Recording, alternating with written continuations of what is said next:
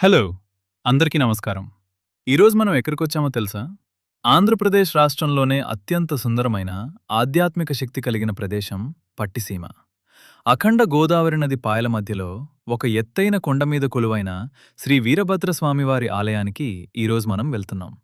ఈ వ్లాగ్లో మనం కేవలం గుడిని మాత్రమే కాదు, ఆ ప్రయాణం, ఇక్కడ వింతలు, విశేషాలు అన్నీ చూడబోతున్నాం. వీడియోని చివరి వరకు చూడండి. మేము రాజమండ్రి నుండి బయలుదేరి సుమారు గంటన్నర ప్రయాణం తర్వాత పట్టిసీమ రేవుకి చేరుకున్నాం. ఇక్కడ రోడ్డు మార్గం చాలా బాగుంది, కానీ ట్రాఫిక్ చాలా ఎక్కువగా ఉంది. మహాశివరాత్రి కదా, చాలామంది భక్తులొచ్చారు. అసలు కాల్లేదు వెళ్ళడానికి, చాలా ఇబ్బంది పడ్డాం. బైక్ పక్కన పెట్టి నడక మార్గంలో బయలుదేరాం. అక్కడ గుడికి చేరుకోవాలంటే బోట్ మీద వెళ్ళాలి.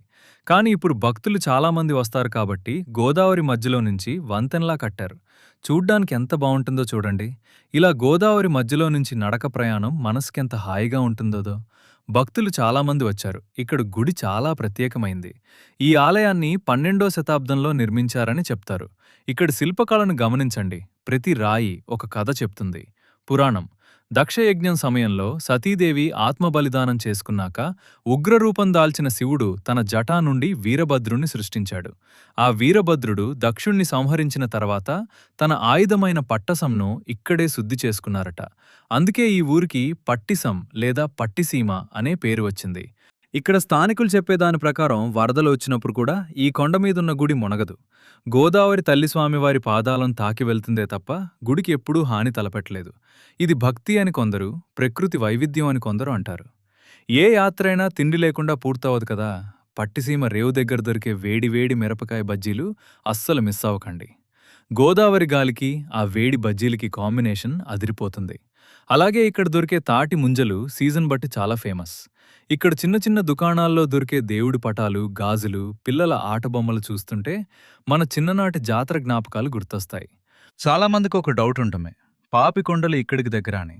అవును, పట్టిసీమ నుండి మనం చూస్తుంటే దూరంగా కనిపిస్తున్న ఆ నీలిరంగు కొండలే పాపికొండల అంచులు.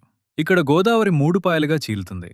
అందుకే ఇక్కడ ప్రవాహం చాలా వేగంగా, లోతుగా ఉంటుంది. ఈ ప్రాంతాన్ని అఖండ గోదావరి అని ఎందుకంటారో ఇక్కడికి వస్తేనే అర్థమవుతుంది. ఈ కొండపైన కేవలం గుడి మాత్రమే కాదు, కొన్ని వందలేళ్ల నాటి పాత వృక్షాలున్నాయి. ఇక్కడున్న గాలిలో ఒక రకమైన మూలికా పరిమళం ఉంటుంది. ఎందుకంటే గోదావరి అవతల వైపంతా ఏజెన్సీ ప్రాంతం, దట్టమైన అడవులుంటాయి. ఆ అడవుల నుండి వచ్చే చల్లని గాలి ఈ కొండను తాకుతూ వెళ్తుంది. పట్టిసీమను ఏ సమయంలో సందర్శించాలి? నా సలహా అయితే వర్షాకాలం చివర్లో లేదా చలికాలంలో, అక్టోబర్ నుండి ఫిబ్రవరి వరకు రావటం చాలా బావుంటుంది. ఎందుకంటే ఎండ తక్కువగా ఉంటుంది, నది నిండుగా ఉంటుంది. అయితే గోదావరికి భారీ వరదలు వచ్చినప్పుడు మాత్రం బోట్లు ఆపేస్తారు. ఆ సమయంలో గుడికి వెళ్లడం సాధ్యం కాదు. కాబట్టి బయలుదేరే ముందు వాతావరణం ఒకసారి చెక్ చేసుకోండి. శివరాత్రి సమయంలో వస్తే మాత్రం ఇక్కడి వైభవం అద్వితీయం. పట్టిసీమ వచ్చిన వాళ్ళు ఇక్కడితోనే ఆగక్కర్లేదు. ఇక్కడికి దగ్గరలోనే మహానందీశ్వరం అనే మరో పురాతన ఆలయం ఉంది. అలాగే పోలవరం ప్రాజెక్ట్ సైట్ కూడా ఇక్కడికి కొంచెం దూరంలోనే ఉంటుంది. మీరు టైం మేనేజ్ చేసుకుంటే ఒకే రోజులో ఈ 3 ప్రదేశాలను కవర్ చేయొచ్చు. రాజమండ్రి వెళ్లే దారిలో ఉండే రోడ్ కనెక్టివిటీ వల్ల ప్రయాణం చాలా సులభంగా ఉంటుంది. ఈ దేవాలయంలో పూజలు చేస్తే కోరిన కోరికలు తీరుతాయని భక్తుల నమ్మకం. గుడి దర్శనమయ్యాక ఇక్కడ బ్యాక్ సైడ్ వస్తే ఒక అద్భుతమైన వ్యూ పాయింట్ ఉంటుంది. ఇక్కడ నుండి చూస్తే గోదావరి నది మలుపులు ఎంతో అందంగా కనిపిస్తాయి. మన తెలుగు సినిమాల్లో, ముఖ్యంగా బాపుగారు, కె. విశ్వనాథ్ గారు తీసిన సినిమాల్లో ఈ లొకేషన్స్ మీరు చూసుంటారు. గోదావరి సినిమాలోని సీన్లు ఇక్కడే షూట్ చేశారు. అదే మన పట్టిసీమ యాత్ర. ఆధ్యాత్మికతతో పాటు ప్రకృతి ప్రేమికులకు ఇదొక స్వర్గం.